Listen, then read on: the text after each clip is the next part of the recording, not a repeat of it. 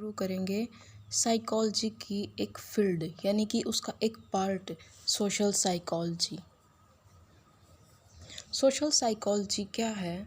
देखो, वैसे तो जब से दुनिया स्टार्ट हुई है तब से जो इंडिविजुअल्स हैं वो कुछ ना कुछ सीखते ही रहते हैं, कुछ ना कुछ पढ़ते रहते हैं, ये सारी चीज़ें चलती आ रही हैं। लेकिन पहले के टाइम में क्या होता था कि जो नॉलेज थी वो किसी एक सब्जेक्ट से रिलेटेड नहीं होती थी। ये नहीं था कि किसी इंसान को कुछ चीज़ सीखनी है, कुछ भी वो नॉलेज गेन करना चाहता तो उसके लिए स्पेसिफिक सब्जेक्ट हो, ऐसा कुछ नहीं था पहले सिर्फ इंसान सीखने से मतलब रखते थे। लेकिन बाद में क्या हुआ कि सभी अगर किसी को किसी चीज़ की नॉलेज चाहिए तो उसके लिए स्पेसिफिक सब्जेक्ट्स बना दिए गए थे और ऐसे ही हमारा एक सब्जेक्ट बन गया है सोशल साइकोलॉजी। अब हम देखते हैं कि सोशल साइकोलॉजी होती क्या है। जब शुरुआत हुई थी तो इसे डिफ़ाइन करने की कोशिश की जा रही थी। देखो, ज्ञान की शाखाओं को परिभाषित करने का प्रयास है जो वो दुनिया शुरू हुई तब से ही किया जा रहा है।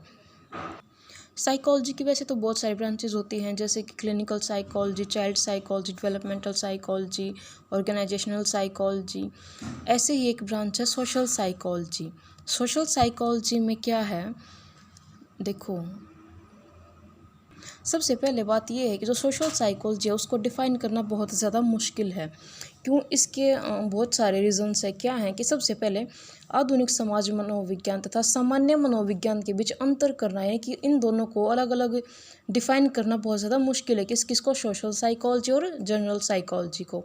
क्यों? देखो, जो जनरल साइकोलॉजी होती है उसमें इंडिविजुअल्स की जो नॉर्मल प्रॉब्लम्स होती हैं, डेली रूटीन की जो प्रॉब्लम्स होती हैं उनके साथ डील की जाती है।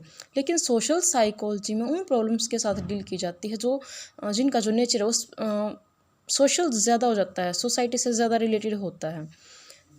इसका सेकंड पॉइंट क्या है, यानी कि जो प्रॉब्लम्स है उनका जो नेचर है वो सोशल ज़्यादा होता है। सेकंड पॉइंट क्या है कि मनोवैज्ञानिक समाज मनोविज्ञान को मनोविज्ञान की एक शाखा मानते हैं और जो समाजशास्त्री हैं वो इसे समाजशास्त्र की एक शाखा मानते हैं। यानी कि जो सोशल साइकोलॉजी है, साइकोलॉजिस्ट हैं जो उसको साइकोलॉजी की एक ब्रांच मानते हैं, लेकिन जो सोशोलॉजिस्ट हैं वो इसे सोशोलॉजी की एक ब्रांच मानते हैं। अगर हम ये देखें कि मतलब ये ना सोचें कि हाँ हम क्या चाहते हैं, हम क्या सोच रहे हैं, मतलब हम चाहते हैं कि ये एक साइकोलॉजी की ब्रांच हो, लेकिन एक जब हम न्यूट्रल होकर सोचते हैं तो हमें पता चलता है कि यानी कि हम जो खुद रियलाइज़ करते हैं वो क्या रियलाइज़ करते हैं कि सोशल साइकोलॉजी का जो रिलेशन है वो साइकोलॉजी से ज़्यादा सोशोलॉजी से है। थर्ड पॉइंट क्या है कि आधुनिक युग में समाज मनोविज्ञान के क्षेत्र में बहुत तेज़ गति से शोध कार्य होते जा रहे हैं, यानी कि रिसर्चेज हैं वो बहुत ज़्यादा स्पीड से हो रही हैं सोशल साइकोलॉजी के फील्ड में। इसीलिए इसको कुछ लिमिटेड से वर्ड्स में डिफ़ाइन करना थोड़ा मुश्किल है। फोर्थ पॉइंट क्या है कि इस क्षेत्र में विविधता पाई जाती है। इसी वजह से सोशल साइकोलॉजी को लिमिटेड वर्ड्स में डिफ़ाइन नहीं किया जा सकता। लेकिन इसके बाद भी कुछ साइकोलॉजिस्ट हैं जिन्होंने सोशल साइकोलॉजी को डिफ़ाइन करने की कोशिश की है, यानी कि सोशल साइकोलॉजी की परिभाषा देने की कोशिश की है। 1924 में फ्लड एलपोर्ट इसने अपनी एक बुक पब्लिश करी थी सोशल साइकोलॉजी, और उसमें इसने सोशल साइकोलॉजी जो है उसको डिफ़ाइन किया था, यानी कि सामाजिक मनोविज्ञान की परिभाषा दी थी। और फिर मुज़फ़्फ़र शरीफ ने 1948 में, जो एलपोर्ट ने डेफिनेशन दी थी ना 1924 में, शरीफ ने उसको 1948 में उसी से मिलती जुलती एक डेफिनेशन दी थी। और इसके बाद 1967 में John W McDavid and Herbert हैररी ने शरीफ ने जो डेफिनेशन दी थी ना उसमें कुछ चेंजेस करके डेफिनेशन दी थी। और जो हर्बर्ट हैररी और मैकडेविड ने जो डेफिनेशन दी थी वो क्या थी कि अन्य व्यक्तियों, समूहों और संस्कृति के संबंध में व्यक्तियों के अनुभव व व्यवहार का वैज्ञानिक अध्ययन समाज मनोविज्ञान होता है। यानी कि देखो, social psychology is the scientific study of experience and behaviour of individuals in relation to other individuals, groups and cultures. ये जो डेफिनेशन दी थी ना, इस डेफिनेशन को अब हम अच्छी तरह से पढ़ेंगे, यानी कि इसको बिल्कुल खोल कर पढ़ेंगे। इसमें देखो, social psychology is the scientific study, इसमें जो ये साइंटिफिक स्टडी वर्ड यूज हुआ है, अब हम इसको समझेंगे कि साइंटिफिक स्टडी से क्या मतलब है। इस डेफिनेशन में इसका क्या मतलब है इस परिभाषा में इस बात पर बल दिया गया है कि समाज मनोविज्ञान एक वैज्ञानिक अध्ययन है, यानी कि जो सोशल साइकोलॉजी है वो एक साइंटिफिक फील्ड है। इसमें हम साइंटिफिक स्टडीज़ करते हैं, क्योंकि इसमें इस सोशल साइकोलॉजी में जिन अप्रोचेस को अपनाया जाता है उनका जो नेचर होता है वो ज़्यादा साइंटिफिक होता है। और इस फील्ड में जितने भी साइकोलॉजिस्ट हैं वो साइंटिफिक मेथड्स की हेल्प से जो प्रॉब्लम्स होती हैं उनको सोल्व करने की कोशिश करते हैं। और जो थ्योरीज, सिद्धांत होता है, थ्योरी, नियम होते हैं लॉज, सिद्धांत और नियम यानी कि थ्योरीज एंड लॉज को बनाते हैं। अब इसमें जो यूज़ हुआ है study of the experience and behaviour. अब हम बात करेंगे एक्सपीरियंस और बिहेवियर की कि एक्सपीरियंस और बिहेवियर क्या होता है। देखो, इंसान का जो बिहेवियर होता है ना वो दो टाइप का होता है, कोवर्ट और ओवर्ट, यानी कि बाह्य और आंतरिक। ओवर्ट तो वो होता है जो हम बाहर से दिखा देते हैं कि हम कैसे बिहेव करते हैं। जब भी हम किसी से मिलते हैं तो हम अपना जो बिहेवियर शो करते हैं वो हमारा मे बी ओरिजिनल बिहेवियर नहीं होता है, क्योंकि हम सोसाइटी में जाकर सिर्फ ये दिखाने की कोशिश करते हैं कि हम बहुत अच्छे। और जो हमारा कोवर्ट बिहेवियर होता है वो हम किसी को शो नहीं करते बाहर जाकर, घर से बाहर जाके। इंसान जितना भी फ्रस्ट्रेटेड हो वो बाहर जाके कभी शो नहीं करता अपनी फ्रस्ट्रेशन को, लेकिन घर पे होता है तब वो घर वालों पे भी गुस्सा करता है, क्योंकि वो उसका ओरिजिनल बिहेवियर है। अपने घर में किसी भी इंसान को शो ऑफ करने की ज़रूरत नहीं होती, इसलिए उसका जो रियल बिहेवियर है वो सिर्फ फैमिली वालों को पता होता है। बाहर वाले कई बार होता है ना कि ऐसे बोलते हैं कि ये तो बहुत अच्छा है, इसका तो नेचर बहुत अच्छा है, लेकिन वो इंसान कैसा है ये सिर्फ उसकी फैमिली को पता होता है, क्योंकि वो अपना जो रियल बिहेवियर है वो अपने घर में शो करता है। हाँ, मैं कहाँ पहुँच गई, मैं ये बता रही थी कि कोवर्ट और ओवर्ट जो बिहेवियर होता है वो क्या होता है। देखो, जो बाहर शो करते हैं वो हमारा ओवर्ट बिहेवियर होता है। जो कोवर्ट बिहेवियर होता है यानी कि हम जो किसी को शो नहीं करते, वो हमारा बिहेवियर हमारे एक्सपीरियंसेस की वजह से होता है कि इंसान ने लाइफ में कैसे कैसे एक्सपीरियंसेस फेस करे हैं, उसको किस चीज़ से क्या एक्सपीरियंस हुआ है, और वो अपने जो उसके अनुभव होते हैं, जो एक्सपीरियंस होता है वो बाहर जाकर शो नहीं करता, वो सिर्फ अपने रेपुटेशन को अच्छा रखने की कोशिश करता है। अब इसमें आगे है बिहेवियर ऑफ इंडिविजुअल्स। अब हम समझेंगे कि इंडिविजुअल से क्या मतलब है यहाँ पर। देखो, जब हम नॉर्मली इंग्लिश यूज़ करते हैं तो हम उसमें ह्यूमन बीइंग, पर्सन ऐसे वर्ड्स यूज़ करते हैं, लेकिन जब हम साइकोलॉजी की बात करते हैं, साइकोलॉजी की लैंग्वेज में अपना एक जो ह्यूमन बीइंग्स को बोलते हैं तो उसको इंडिविजुअल बोलते हैं, ठीक है। और मैं ये बता रही थी कि इंडिविजुअल से क्या मतलब है इस डेफिनेशन में ये पता चलता है कि जो सोशल साइकोलॉजी में एनालिसिस कि हम किसी भी चीज़ को एनालाइज करते हैं तो उसकी बेसिक यूनिट क्या होती है, कोई भी इंडिविजुअल होता है। इस परिभाषा में विद्यमान यह संघटक इस तथ्य की ओर संकेत करता है कि समाज मनोविज्ञान तो सामान्य मनोविज्ञान की एक शाखा है और इसी के आधार पर समाज मनोविज्ञान को अन्य सामाजिक विज्ञानों से अलग किया जा सकता है। इंसान की लाइफ में जैसे नॉर्मल प्रॉब्लम्स होती हैं उसी तरह से मैंने बताया था कि जो ज़्यादा जिनका नेचर सोसाइटी से रिलेटेड होता है तो वो हम सोशल साइकोलॉजी में उन प्रॉब्लम्स की स्टडी करते हैं। लेकिन हम किसी भी चीज़ की स्टडी करते तो एक इंडिविजुअल की वजह से है ना, कि एक इंडिविजुअल का दूसरे इंडिविजुअल से कंपैरिजन कर दिया, सिचुएशन से कर दिया, कुछ भी मतलब एक कंपैरिजन करते हैं ना, तो कंपेयर करने के लिए सबसे पहले हमें इंडिविजुअल की ज़रूरत होती है। तो वो इसकी जो बेसिक यूनिट होती है ना सोशल साइकोलॉजी की, वो होती है इंडिविजुअल। अब देखो डेफिनेशन में क्या बोल रखा, इंडिविजुअल्स के बाद in relation to the other individuals, groups and culture. अब हम बात करेंगे इन रिलेशन टू है जो इस डेफिनेशन में, इसका क्या मतलब है। इन रिलेशन टू से मतलब है कि हम कोई भी रिस्पॉन्स देते हैं तो किसके लिए देते हैं, कोई हमें स्टिमुलस भी तो चाहिए होता है ना। इन रिलेशन टू यानी कि वो स्टिमुलस जिसके लिए हम रिएक्ट करते हैं। अगर हम कोई चीज़ देखते हैं, किसी को देखकर हमें गुस्सा आता है, किसी को देखकर हम खुश हो जाते हैं, ये हमारे रिस्पॉन्सेज हैं, लेकिन ये हैं किसके रिलेशन में, उस इंडिविजुअल के रिलेशन में। यानी कि एक हमें कोई किसी भी तरह का रिएक्शन देने के लिए, रिएक्ट करने के लिए सिचुएशन के साथ साथ किसी स्टिमुलस की भी ज़रूरत होती है। यानी कि हमारे पास जब स्टिमुलस है तभी हम किसी चीज़ के लिए रिस्पॉन्ड कर सकते हैं। यहाँ पे यही मतलब था इन रिलेशन टू का। अब आगे क्या था कि इंडिविजुअल्स, ग्रुप्स एंड कल्चर। देखो, इंसान किसके लिए रिस्पॉन्ड करेगा, या तो इंसान के लिए या फिर किसी नंबर ऑफ इंडिविजुअल्स यानी कि ग्रुप के लिए, या फिर कल्चर के लिए। अगर देखो, अगर नॉर्मली देखो, अगर हम किसी एक इंसान से मिलते हैं और अगर हम उसे पसंद करते हैं तो हमारा जो पर्सनल उसके लिए रिएक्शंस होंगे, जो हम उसके लिए रिस्पोंड करेंगे, वो क्या करेंगे, हम उसके लिए खुश हो जाएंगे। अगर हम किसी को पसंद नहीं करते तो उसके लिए हमें गुस्सा आएगा, हम उसको देखकर खुश नहीं होंगे, हमें यह लगेगा कि हमें तो बहुत ज़्यादा फ्रस्ट्रेशन हो रही है यहाँ पे, हमें ऐसे चलना चाहिए, बहुत सफोकेशन फील हो रही है इसके साथ तो हमें। तो ये सिर्फ एक इंडिविजुअल के लिए हो गया। फिर बात करते हैं ग्रुप की। ग्रुप कब होता है, जब दो या दो से ज़्यादा जब इंडिविजुअल्स एक साथ होते हैं। जैसे कि कॉलेजेस में पार्टीज होती हैं, वैसे किसी को पार्टी करना पसंद है, किसी इंसान को पार्टीज करना पसंद होता है, किसी को नहीं होता। किसी इंसान को ग्रुप में बैठना पसंद होता है, फ्रेंड्स बनाना, किसी को नहीं होता। तो ये एक इंसान का किसी ग्रुप के लिए रिस्पॉन्ड हुआ। फिर बात करते हैं कल्चर की। हमें हो सकता है कि किसी का कल्चर पसंद ना आए, मैं किसी का नाम लूँगी, मतलब ठीक है, सबका अपना कल्चर होता है। हो सकता है कि हमें किसी जो हमारे सामने है, जिस हमारा फ्रेंड है कोई भी, हो सकता है जैसे दो फ्रेंड्स होते हैं, उन दोनों के हो सकता है कि वो अलग अलग सोसाइटी से बिलोंग करते हों, उनका कल्चर अलग हो। तो हो सकता है कि हमें उनका कल्चर अच्छा लगे, या हो सकता है कि हमें उनका कल्चर अच्छा ना लगे। तो एक इंडिविजुअल का किसी कल्चर के लिए भी जो रिस्पॉन्ड है, यानी कि स्टिमुलस की हमें हमेशा ज़रूरत होती है किसी भी चीज़ के लिए रिस्पॉन्ड करने के लिए। और किसी भी तरह के इंटरेक्शन के लिए ज़रूरी नहीं होता कि दो इंसान फेस टू फेस बात करें।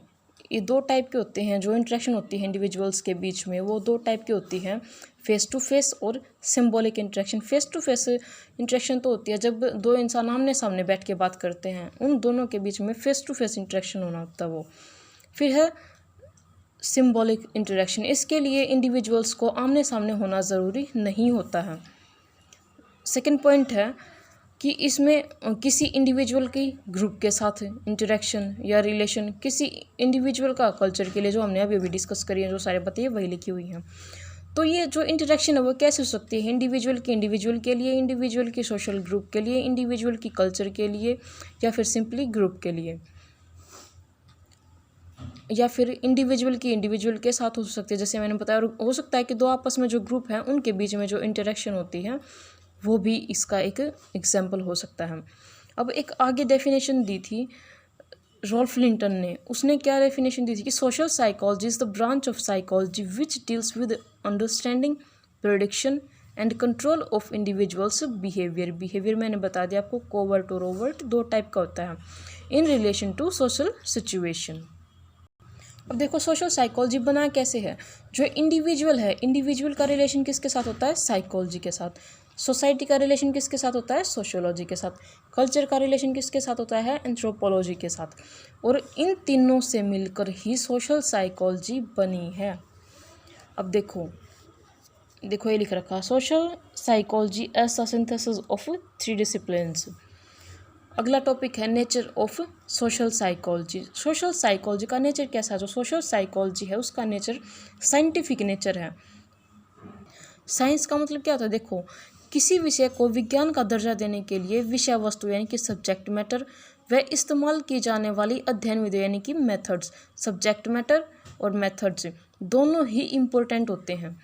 वैज्ञानिक अनुसंधान एक ऐसी मानव क्रिया है जिसमें तथ्यों की खोज की जाती है, और इन तथ्यों की खोज करने के लिए एक वैज्ञानिक यानी कि वैज्ञानिक विधियों, तो साइंटिफिक मेथड्स हैं, उनका सहारा लिया जाता है। प्राचीन काल में विज्ञान को परिभाषित करते हुए विचारक लिखा करते थे कि जो विज्ञान है वो क्रमबद्ध ज्ञान का रूप है, यानी कि सिस्टमेटिक तरीके से किया हुआ, एक सिस्टमेटिक तरीके से मैनेज की हुई नॉलेज है, उसे क्या बोलते हैं, साइंस यानी कि विज्ञान। कुछ मनोवैज्ञानिकों का मानना है कि विज्ञान में हम केवल कारण यानी कि रीज़न, प्रभाव यानी कि इफ़ेक्ट के संबंध ही अध्ययन नहीं करते। यानी कि कुछ साइकोलॉजिस्ट हैं वो ये मानते हैं कि साइंस में हम सिर्फ रीज़न, इफ़ेक्ट, इन्हीं चीज़ों के रिलेशन के बारे में नहीं पढ़ते हैं, बल्कि यदि और तो यानी कि इफ़ एंड देन का अध्ययन भी करते हैं। जैसे कि कोई भी सिचुएशन है, सिर्फ हम ये नहीं देखते इसमें कि ये जो हुआ है, कोई भी अगर एक्सीडेंट हो जाता है तो हम सिर्फ ये नहीं देखते कि किस वजह से हुआ है, इसका इफ़ेक्ट क्या पड़ेगा, लेकिन हम साथ में ये भी देखते हैं कि अगर इसको कुछ हो गया, यदि इसे कुछ हो गया तो इसके घर वालों का क्या होगा, इसके फ्रेंड्स का क्या होगा। ये चीज़ें भी हम इसके साथ स्टडी करते हैं। ये मैंने सिर्फ एक एग्जाम्पल देकर बताया है।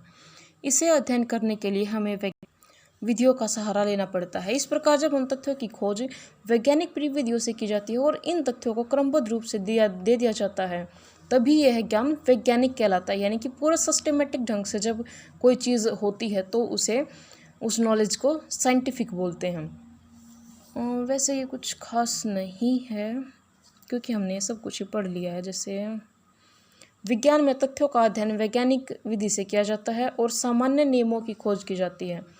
इन नियमों की सहायता से प्रासंगिक समस्याओं का हल ढूंढा जाता है। समाज मनोविज्ञान में भी ऐसा ही किया जाता है। यानी कि कोई भी सिचुएशन है, मतलब अगर हम देखो ये वाला जो चीज़ है ना, ये आपको आगे समझ में आएगी। सिर्फ थोड़ा सा टॉपिक और करवाएंगे, उसमें समझ आ ही जाएगी क्योंकि ये सारी चीज़ें उसमें अच्छे से बताई हुई हैं। मैककेगन 1990 ने 3 वृत्तों की सहायता से ज्ञान को 3 भागों में विभक्त किया है। प्रथम वर्ग कौन सा है, यानी कि 3 पार्ट्स में जो डिवाइड किया है, वो फर्स्ट पार्ट क्या है कि विज्ञान का जो वर्ग, प्रथम वर्ग जो विज्ञान का वर्ग है, फर्स्ट क्या है, साइंस। जो विषय विज्ञान की श्रेणी में रखे जाते हैं उनकी समस्याएं समाधान योग्य होती हैं तथा वे अपनी समस्याओं का हल ढूंढने में वैज्ञानिक प्रविधियों का इस्तेमाल करते हैं। देखो इसका मतलब क्या है कि साइंस, किसी भी नॉलेज या किसी भी चीज़ को साइंस की फील्ड में कब रखा जाता है जब हम जो प्रॉब्लम है उसको सोल्व कर सकें, और सोल्व किस मेथड से करें, साइंटिफिक मेथड से उस प्रॉब्लम को सोल्व कर सकें, तभी हम उस कॉन्सेप्ट को साइंस में रख सकते हैं। जो सेकंड है उसमें क्या है, विषयों की समस्याएं समाधान योग्य तो हैं, यानी कि जो प्रॉब्लम्स हैं वो सोल्व तो करी जा सकते हैं लेकिन उनका जो मेथड होता है वो साइंटिफिक नहीं होता। इसे क्या बोला जाता है, इसको कौन सी फील्ड में रखा जाता है, वो तो साइंस थी, इसको क्या किस में रखा जाता है, आर्ट्स में। जो थर्ड टाइप है उसमें क्या है, मेटाफिजिकल डिसिप्लिन्स, इसमें रखा जाता है। और इसमें क्या है कि जो सिचुएशंस हैं वो सॉल्वेबल नहीं होती, यानी कि जो प्रॉब्लम्स हैं उनका कोई पर्टिकुलर सॉल्यूशन नहीं होता और ना ही उनको साइंटिफिक मेथड से सॉल्व किया जा सकता है। यही चीज़ें हमने पढ़ी हों और ये ही डायग्राम के थ्रू बनाई हुई हैं। देखो शायद दिख जाए, देखिए ये मैंने पेंसिल से लिख रखा है, शायद क्लियर नहीं दिख रहा, चलो कोई नहीं। हमने जो ये पढ़ा था सिर्फ ये इसमें डायग्राम के थ्रू दिखाया हुआ है। देखो साइंस एक बात बोलती है कि जो वर्ल्ड है वो रियल है, वर्ल्ड इज़ रियल। और कॉजेज़ एंड इफ़ेक्ट रिलेशनशिप, जो साइंस है ये सिर्फ 3 चीज़ें अगर हैं तो उसे हम साइंटिफिक बोलते हैं। वर्ल्ड इज़ रियल, जो वर्ल्ड है वो रियल है। कॉजेज़ एंड इफ़ेक्ट, प्रभाव और कारण हैं जो उनका रिलेशनशिप। ऑब्जेक्टिव नॉलेज, हमें नॉलेज होनी अच्छी तरह से किसी भी चीज़ की। अब हम इसको अच्छी तरह से पढ़ते हैं कि जो हमने 3 चीज़ पढ़ी है ना, ये तीनों पॉइंट्स में लिख रखी है मैंने। विज्ञान मूलतः 3 मान्यताओं पर टिका हुआ होता है। किस किस पे, सबसे पहला है कि जगत वास्तविक है, यानी कि वर्ल्ड है जो वो रियल है और इस बात से स्वतंत्र है कि हम इसे कैसे अनुभव करते हैं। देखो वर्ल्ड रियल है, हम उसको कैसे फील करते हैं, कैसे एक्सपीरियंस करते हैं, वो हमारी प्रॉब्लम होती है। वर्ल्ड रियल है, ये एक फैक्ट है। प्रेक्षक इसकी खोज कर सकते हैं। प्रेक्षक होता है ऑब्जर्वर, जो ऑब्जर्वर हैं वो उसको ऑब्जर्व करते हैं। इस विश्व में संबंध कारण व प्रभाव में संगठित पाए जाते हैं, यानी कि जो कॉजेज़ हैं और इफ़ेक्ट हैं उनके बीच में रिलेशन पाया जाता है। थर्ड पॉइंट क्या है, इस बाह्य विषयों से संबंधित ज्ञान वस्तुनिष्ठ होता है। जो इन तीनों चीज़ों को जो एग्री करता है, यानी कि इन क्राइटेरिया को फुलफ़िल करता है, वही उसी चीज़ को हम साइंस का दर्जा दे सकते हैं। और साइंस का दर्जा देने के लिए हमें जो 5 क्राइटेरिया हैं उनको पूरा करना पड़ता है। सबसे पहले क्या है कि ऑब्जर्वेशन ऑफ फैक्ट, जो चीज़ें हैं उनको हम ऑब्जर्व करते हैं, यानी कि जो फैक्ट है वो तो फैक्ट है, उसे कोई चेंज नहीं कर सकता, उसको ऑब्जर्व भी करते हैं। विज्ञान तथ्यों के प्रेक्षण पर आधारित होता है। ज्ञान की कोई भी शाखा बिना प्रेक्षण के विज्ञान का दर्जा हासिल नहीं कर सकती। यही बताया ना मैंने कि ऑब्जर्वेशन सबसे ज़्यादा ज़रूरी है। जो ऑब्जर्वर है वो चीज़ों को ऑब्जर्व करता है और उसके बाद ही देखता है कि साइंटिफिक है या नहीं, हम इसको साइंस की में रख सकते हैं या नहीं। आगे क्या है, एक्सप्लिक्ट फॉर्मल मेथोडोलॉजी, यानी कि स्पष्ट और औपचारिक पद्धति। विज्ञान एक स्पष्ट व औपचारिक पद्धति का इस्तेमाल करता है क्रियाविधियों के उस सेट को पद्धति का नाम दिया जाता है। पद्धति क्या होता है? मेथड, जिससे वैज्ञानिक तथ्यों को, तथ्य क्या होता है? तथ्य फैक्ट, तथ्य होता है फैक्ट, फैक्ट को स्थापित करने हेतु इस्तेमाल करते हैं।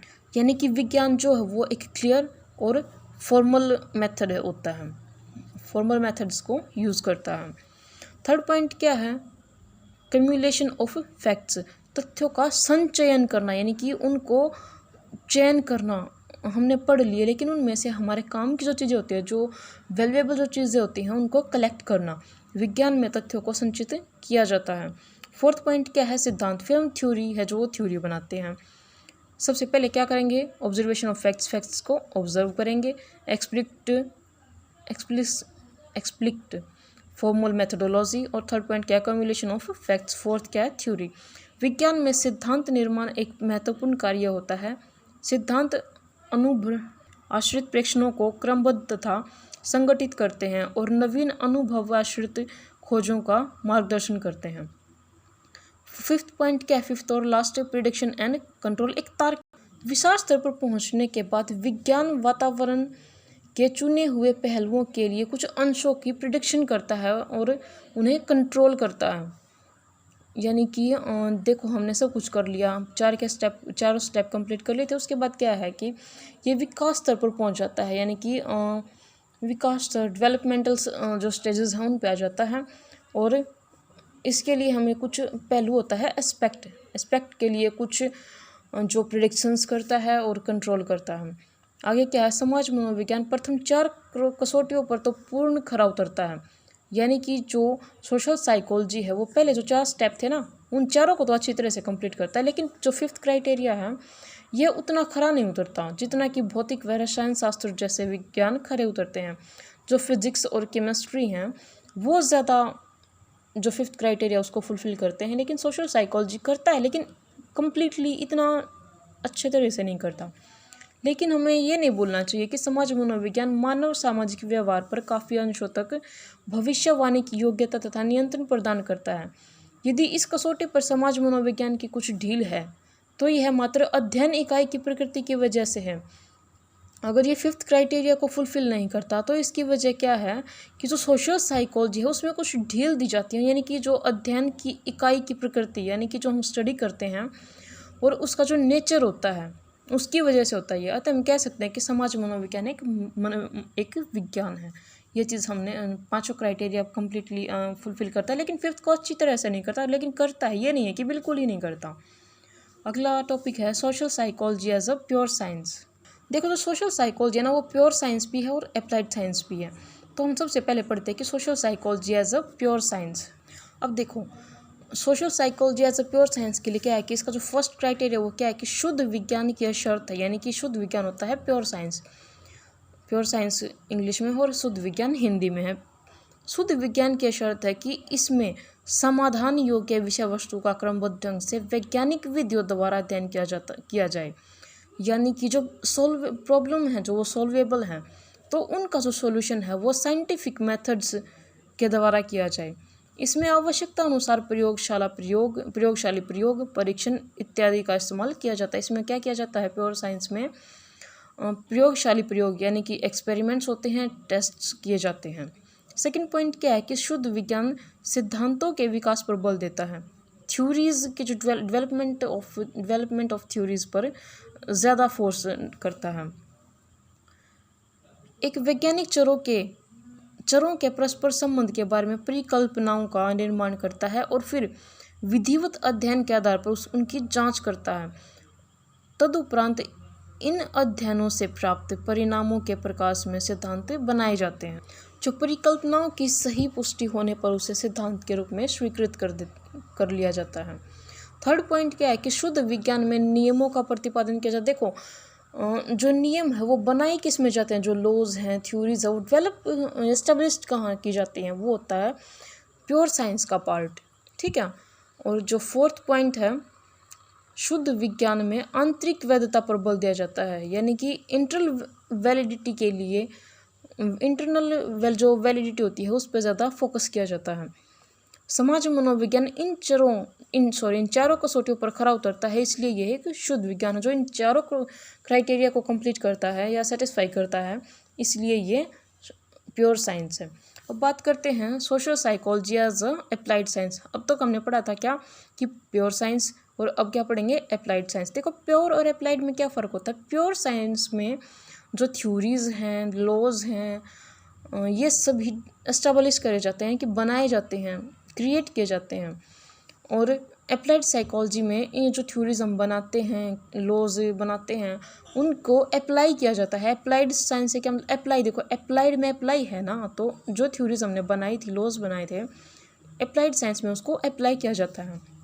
इसमें फर्स्ट पॉइंट क्या है, व्यावहारिक विज्ञान में अध्ययनों का प्रमुख उद्देश्य अनुसंधान के माध्यम से व्यावहारिक समस्याओं का समाधान करना होता है, और इसमें भविष्यवाणी पर बल दिया जाता है। देखो इसमें जो प्रॉब्लम्स हैं उनको सोल्व किया जाता है, उसमें तो ये देखा जाता है कि कैसे प्रॉब्लम सोल्व कर सकते हैं, वो सारी चीज़ें आती हैं, लेकिन इसमें प्रॉब्लम्स सोल्व करी जाती हैं।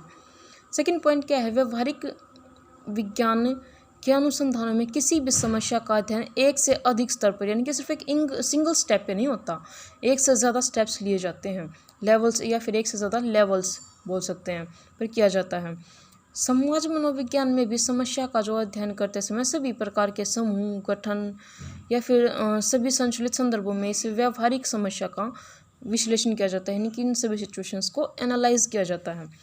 थर्ड पॉइंट क्या है, व्यावहारिक विज्ञान में अध्ययन पद्धति, यानी कि जो स्टडी करने की जो मेथड होते हैं, कि कठोर मापदंडों की कुछ विशेषता में कुछ ढील को स्वीकारा जाता है, और इनमें एक से अधिक पद्धतियों का इस्तेमाल किया जाता है, यानी कि ये नहीं कि सिर्फ इसमें एक ही मेथड यूज़ करा जाएगा, अलग अलग मेथड्स, यानी कि बहुत सारे मेथड्स भी यूज़ किए जा सकते हैं। आवश्यकता अनुसार प्रयोगात्मक विधि, अर्धप्रयोगात्मक विधि, क्षेत्र अध्ययन, साक्षात्कार, प्रश्नावली और यहाँ तक कि रिपोर्ट का इस्तेमाल भी किया जाता है। मैं आपको इंग्लिश में बताती हूँ, इसको मतलब थोड़ा अच्छे से समझ आ जाएगा, क्योंकि कुछ हिंदी के वर्ड्स होते हैं जो हमें हिंदी में समझ नहीं आते, लेकिन इंग्लिश में आ जाते हैं। एक्सपेरिमेंट जो हमने पढ़ा था, जो एक्सपेरिमेंटल थे, जो ऑब्जर्वेशन वाले थे, और फील्ड स्टडी, इंटरव्यू, जो हम ऑब्जेक्टिव टाइप जो प्रश्नावली करते हैं, यानी कि जो हमारे टेस्ट्स होते हैं वो, और रिपोर्ट मेथड्स, इन सभी मेथड्स का यूज़ करते हैं। फोर्थ पॉइंट क्या है, व्यावहारिक विज्ञान में अनुसंधान की स्थितियों तथा संदर्भ भी अपना महत्व रखते हैं। सिचुएशन, संदर्भ होता है, कॉन्टेस्ट भी अपना एक अलग ही इनकी इम्पोर्टेंस होती है। जहाँ तक संभव हो, व्यावहारिक विज्ञान के शोध कार्य वास्तविक जीवन परिस्थितियों में किए जाते हैं। ये नहीं कि किसी कैसे समझाऊँ मैं इसको, हाँ देखो, जो एक्सपेरिमेंट्स करे जाते हैं, जो रिज़ल्ट निकाले जाते हैं, वो किस होते हैं, जो रियल वर्ल्ड की जो सिचुएशन, रियल लाइफ की जो सिचुएशन होती हैं, उनमें किए जाते हैं ये सारे टेस्ट अप्लाई। फिफ्थ पॉइंट क्या है, व्यावहारिक विज्ञान में बाह्य वैधता पर बल दिया जाता है, यानी कि एक्सटर्नल वैलिडिटी। समाज मनोविज्ञान में ये 5 विशेषताएं पाई जाती हैं, इसलिए यह एक व्यावहारिक मनोविज्ञान भी है। पहले तो हमने पढ़ा था कि ये प्योर साइंस है, अब हमने पढ़ा कि ये अप्लाइड साइंस, यानी कि दोनों क्राइटेरिया को फुलफिल करता है। एज अ रिजल्ट हम क्या बोल सकते हैं कि जो सोशल साइकोलॉजी है वो अप्लाइड साइंस भी है और प्योर साइंस भी है। आज की वीडियो में बस इतना ही, आगे हम पढ़ेंगे unique nature of social psychology. Thank you.